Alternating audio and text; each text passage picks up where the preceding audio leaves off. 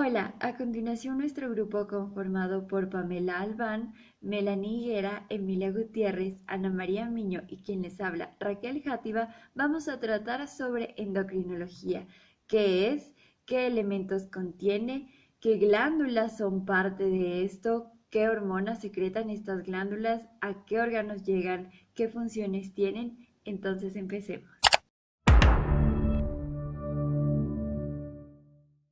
El sistema endocrino está formado por glándulas, las cuales secretan hormonas. Estas hormonas son mensajeros químicos del organismo, ya que transportan información e instrucciones de un conjunto de células a otro, influyendo en casi todas las funciones del cuerpo, como estado de ánimo, crecimiento, desarrollo, metabolismo, reproducción, etc. Las glándulas endocrinas liberan y regulan la cantidad de hormonas en el torrente sanguíneo para que llegue a otras partes del cuerpo. Inician su función cuando las células diana de los serenos reciben la hormona. Existen tres tipos de comunicación. La comunicación endocrina es una acción hormonal en un órgano situado a distancia. Un ejemplo puede ser la hormona folículo estimulante, que es producida por el hipotálamo pero actúa en los ovarios. Por otro lado, la acción parácrina se trata de una acción en una célula contigua. Un ejemplo son las hormonas parácrinas con las citoquinas que inician la respuesta inflamatoria.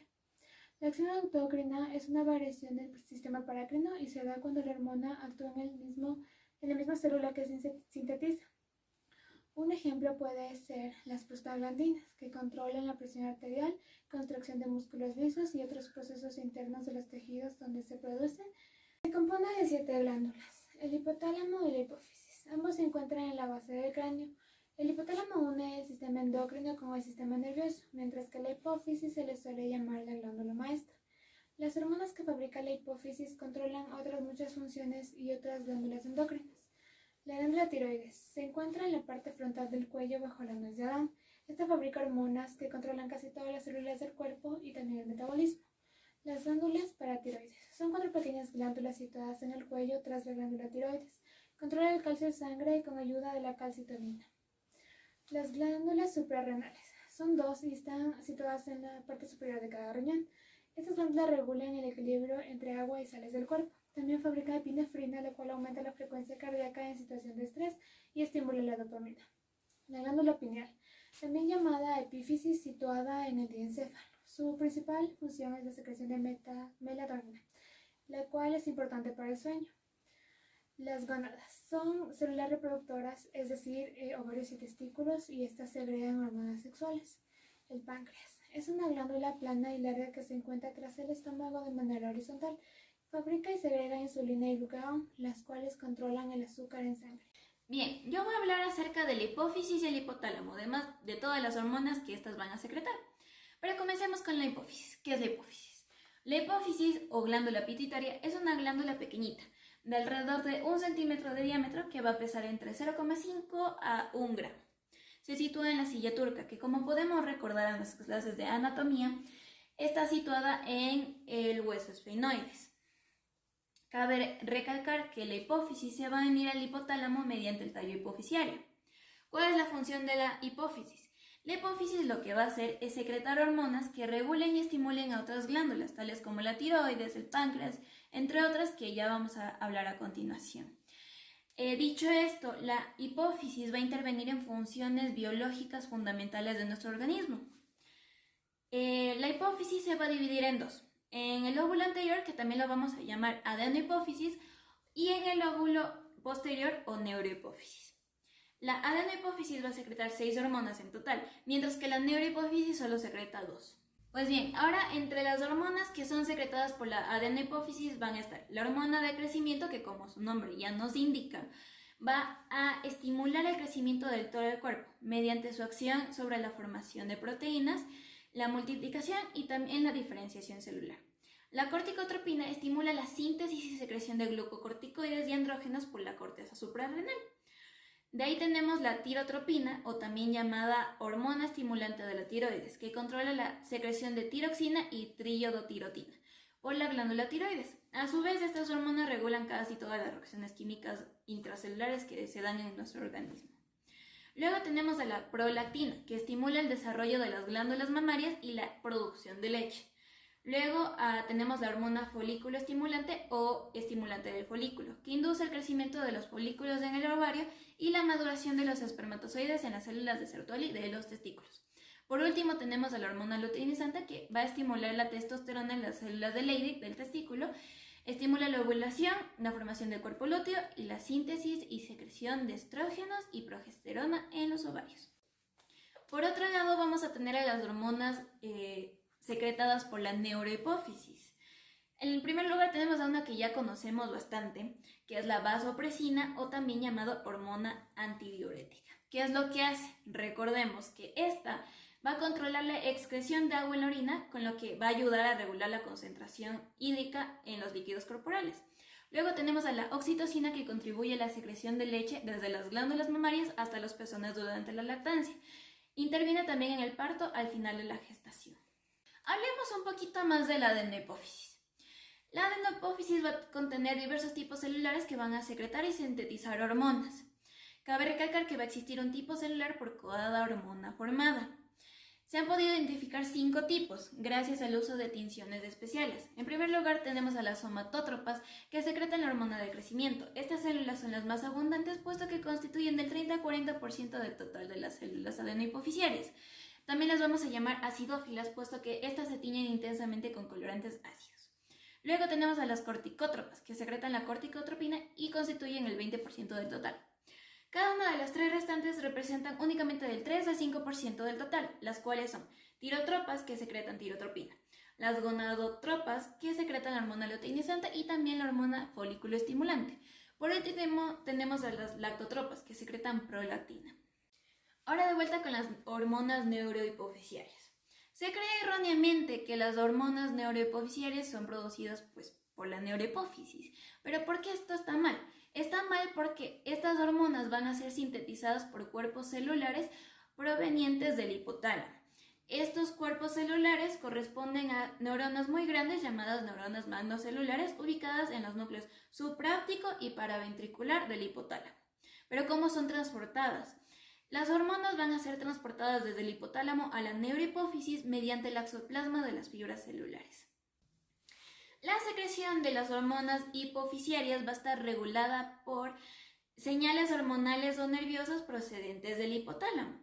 El hipotálamo es una centralita que recoge la información relativa de todo nuestro organismo y va a utilizar esta información para controlar la secreción de numerosas hormonas hipofisiarias. En otras palabras, secreta hormonas que regulan la producción de otras hormonas, pero provenientes de la pituitaria. Ahora que estamos hablando de las hormonas hipotalámicas, podemos saber de que estas pueden ser o bien inhibidoras o liberadoras. Entre esas tenemos a la tiroliberina u hormona liberadora de tirotropina, la corticoliberina u hormona liberadora de corticotropina, la somatoliberina u hormona liberadora de la hormona de crecimiento y en su contraparte la somatostatina, que va a inhibir a la hormona de crecimiento. Luego tenemos a la gonadoliberina u hormona liberadora de las gonadotropinas, que produce la liberación de 2 hormonas, la luteinizante y la folículo estimulante. Por último tenemos a la hormona inhibidora de la prolactina, que va a inhibir la producción de prolactina. Del 100% de la secreción por parte de la glándula tiroides de hormonas T3 y T4, el 93% corresponde a la tiroxina, mientras que el 7% restante corresponde a la triiodotironina. Sin embargo, a lo largo del día, esta tiroxina se va a descomponer y va a perder un yodo y se va a convertir en triiodotironina, lo que al final del día nos va a dar un gramaje diario de 35 microgramos de triiodotironina. Para lograr producir la hormona T3 y T4, el cuerpo necesita adquirir yodo en forma activa. Este yodo se va a concentrar en la glándula tiroides alrededor de 25 veces la cantidad que existe de yodo en la sangre. Para la formación de estas 2 hormonas, todo el proceso empieza en el aparato de Golgi y en el retículo endoplasmático de la célula, los cuales van a sintetizar una molécula que se llama tiroglobulina, y esta tiroglobulina va a contener en su interior el sustrato principal, que es la tirosina. Cuando este sustrato tirosina se une con el yodo, sean 3 átomos de yodo o 4 átomos de yodo, se van a formar las hormonas tiroides, T3 y T4. Glándula tiroides. Su nombre proviene del griego tireos, que significa gran escudo en forma de puerta. Tiene un aspecto rojo característico debido al gran volumen de riego sanguíneo que tiene. Está situada justo por debajo de la laringe a ambos lados por delante de la tráquea. En adultos sanos tiene un peso aproximado de entre 15 y 20 gramos. Es una de las glándulas endocrinas más grandes del cuerpo y está conformada por folículos esféricos, los que a su vez están constituidos por células tiroides que se encuentran cargadas de hormonas. Hormonas tiroides. La secreción tiroidea está controlada por la hormona tirotropina o abreviada TSH, que se encuentra en la adenohipófisis, que como hemos visto antes se encuentra en el cerebro. La glándula tiroides se encarga de secretar 3 hormonas: la tiroxina o abreviada T4 porque está compuesta por 4 átomos de yodo, la triiodotironina que está compuesta por 3 átomos de yodo y se la abrevia T3, y la calcitonina. Función de las hormonas tiroides. Las hormonas tiroides no tienen un órgano objetivo u órgano específico al cual llegar, sobre todo la T3 y la T4, ya que estas se encargan de estimular a todas las células del cuerpo para aumentar la tasa metabólica. Al estar encargadas de aumentar la tasa metabólica, también se encargan de regular otras funciones que se encuentran dentro del metabolismo, como son la temperatura, la frecuencia cardíaca, los niveles de energía y también la tasa de crecimiento. Esta última sobre todo es regulada por la calcitonina. En cuanto a la función de crecimiento, aquí es donde podemos ver el efecto que tiene la hormona calcitonina, sobre todo en los niños y adolescentes que se encuentran en etapa de crecimiento. Para los niños que padecen de una enfermedad como el hipotiroidismo, van a ser niños que tengan una tasa de crecimiento menor, es decir, que van a ser más bajos en comparación a los niños de su misma edad, mientras que las personas o niños que padecen de hipertiroidismo van a presentar una tasa de crecimiento mucho más elevada, lo que los va a llevar a ser niños mucho más altos que los de su misma edad. Esta hormona calcitonina se encarga de depositar el calcio en los huesos de los niños y por ende disminuye el calcio que existe en la sangre. Además, esta hormona es muy útil durante la pérdida ósea en adultos y también durante el periodo de embarazo en las mujeres. Glándulas paratiroides. El ser humano cuenta con 4 glándulas paratiroides ubicadas inmediatamente por detrás de la glándula tiroides, tanto en los polos superiores como en los polos inferiores. Esta glándula se encarga de secretar la hormona paratiroidea o abreviada PTH, que tiene una función contraria a la de la hormona calcitonina. Esta hormona tiene como órganos objetivo u órganos específicos los huesos, los riñones y el intestino. Funciones de la hormona paratiroidea. La hormona paratiroidea se encarga de aumentar el nivel de calcio en la sangre y de disminuir los niveles de bifosfato en la misma. Además, aumenta la actividad de los osteoclastos debido a que se encarga de liberar el calcio que estaba previamente en los huesos hacia la sangre. Esta hormona se activa únicamente cuando existe una sobreproducción de la hormona calcitonina y porque debe existir ese equilibrio de calcio entre la sangre y los huesos. Una vez que el calcio es liberado hacia la sangre, esta hormona también da una señal a los riñones para que estos sean capaces de reabsorber este calcio. Al momento en que ocurre este proceso se activa la vitamina D y esta vitamina D manda una señal al intestino para que éste también sea capaz de reabsorber el calcio. Yo les voy a hablar con respecto al páncreas. Una generalidad del páncreas es que está ubicado por detrás y paralelo al estómago. Ahora, para entender el proceso de cuáles son sus funciones, tenemos que dividirlo en 2. Para la función digestiva, el páncreas tiene tejido exócrino, que es el que ayuda a través de los ácidos y los conductos a secretar todo esto de el jugo digestivo, que en este caso es jugo pancreático, y bicarbonato, que van directamente al duodeno para cumplir con la función de metabolizar y digerir pues todos los lípidos, grasas, etc.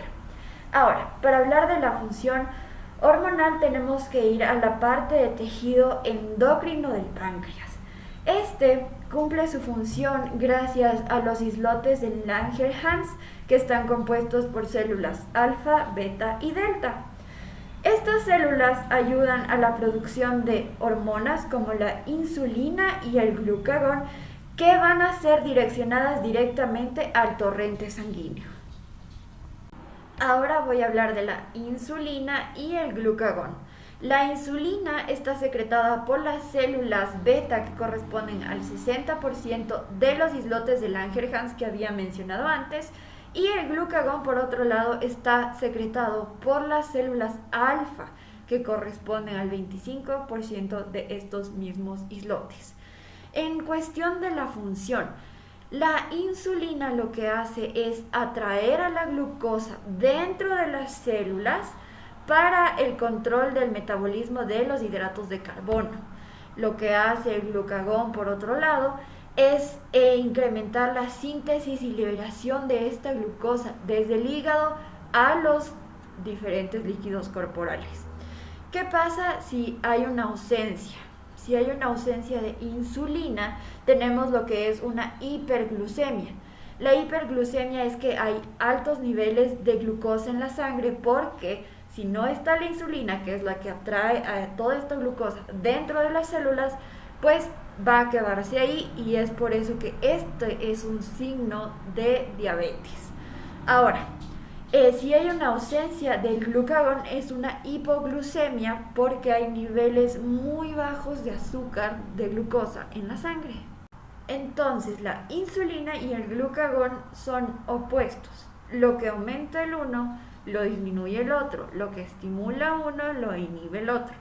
Ahora, con estos conceptos, ¿qué sucede cuando el glucógeno pasa a ser glucosa? Proceso que se conoce como glucogenólisis. La insulina inhibe este proceso. En cambio, ¿qué hace el glucagón?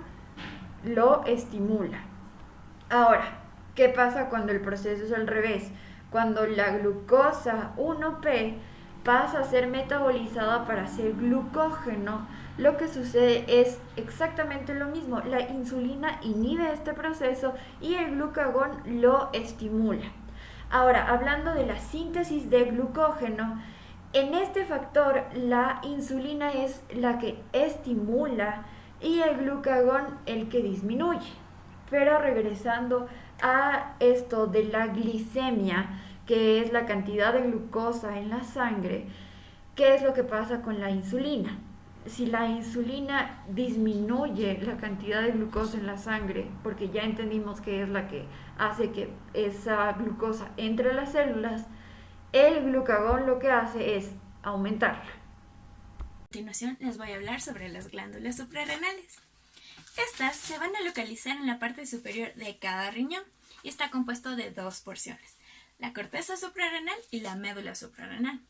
A su vez, estas, vistas desde un corte histológico, yendo desde lo más externo a lo más interno, se encuentra dividido en diferentes tipos de zonas. Esto es muy importante saber debido a que, depende de la zona en la que se encuentren, van a producir distintos tipos de hormonas, que detallaremos a continuación. La corteza suprarrenal. Esta va a estar a cargo de la producción de los corticosteroides. Como lo mencioné anteriormente, depende de la zona en la que se encuentren, van a producir diferentes tipos de hormonas. Así es como la zona glomerulosa va a estar a cargo de la producción de los mineralocorticoides. Un ejemplo de esto es la hormona aldosterona. Si recordamos sus funciones, este participa en la retención del sodio, en la excreción del potasio, como un regulador homeostático de la presión arterial y el volumen sanguíneo, y también va a promover la diuresis. Luego tenemos la zona fasciculada. Esta va a estar a cargo de la producción de los glucocorticoides. Un ejemplo de esto es la hormona cortisol, mayormente conocida como hormona del estrés, por lo que va a participar en el aumento de la vigilia. Es decir, va a ser más difícil poder conciliar el sueño ya que vamos a estar muy estresados o muy ansiosos. También va a disminuir la respuesta inmunitaria de nuestro organismo. Y también va a participar como un regulador del agua corporal y de la presión sanguínea. Luego tenemos a la zona reticular. Esta va a estar a cargo de la producción de los andrógenos. Un ejemplo de esto es la hormona de hidroepiandrosterona, que prácticamente va a otorgar los caracteres sexuales secundarios, tanto femeninos como masculinos, y va a aumentar el líbido o deseo sexual. Recordemos que la sobreproducción de los corticosteroides va a producir el síndrome de Cushing y la disminución de estas hormonas van a producir el síndrome de Addis. La médula suprarrenal. Estas, en cambio, van a estar a cargo de las catecolaminas. Estas van a ser la adrenalina, la noradrenalina y la dopamina. La adrenalina va a actuar en el sistema nervioso central como un neurotransmisor, mientras que en el sistema endocrino participa como una hormona regulando los niveles de glucemia. También se va a activar en situaciones de alerta, dado que nuestro cerebro emitiría señales a todo nuestro cuerpo. Un ejemplo de esto sería a nuestras pupilas. Estas se dilatarían y nuestra frecuencia cardíaca aumentaría. Luego tenemos a la noradrenalina. Esta también actúa como un neurotransmisor en el sistema nervioso simpático, también como una hormona en el sistema endocrino, y va a participar en lo que es la atención y la vigilia. También va a tener influencia en el sistema cardiovascular, dado que aumentaría la presión sanguínea. Debido a esto, se va a activar también ante una situación de alerta, otorgándonos una respuesta de lucha y huida. Luego tenemos a la dopamina. La dopamina se va a encargar de darnos los movimientos motores, dado que se encuentra en la parte más interna del cerebro, como son los ganglios basales. También participan en la memoria, en la atención y el aprendizaje. Participa como un modulador del sueño junto a la glándula pineal, un modulador del humor y va a inhibir la producción de la prolactina. También esta hormona es muy importante porque nos va a otorgar sensaciones de recompensa y de placer.